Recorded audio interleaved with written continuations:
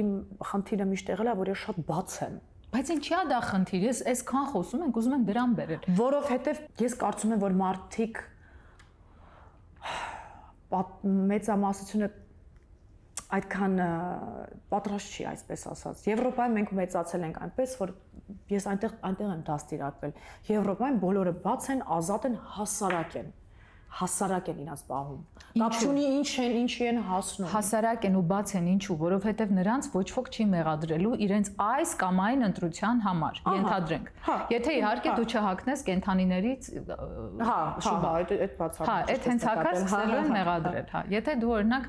տենց ընդգծված մսակեր չես, մեկու մեջ բուսակեր ես եւ այն եւ այլն։ Իսկ այստեղ մեր հասարակության մեջ միգուցե հիմա արդեն փոխվում է, բայց օրինակ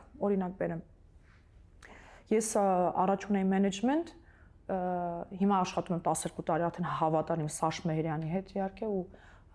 շատ ուրախ եմ, բայց մինչ այդ ես ունեի մենեջեր, ով որ ասում էր, ինչ ես դու փողոցում քայլում, մարդիկ քեզ չպետք է տեսնեն, դու պիտի լինես անհասանելի մարդկանց համար։ Հայաստանում չես կարող լինել անհասանելի։ Բայց դա մի րոպե ասեցի, բայց դա ես չեմ։ Ես պետք է շփվեմ այսինքն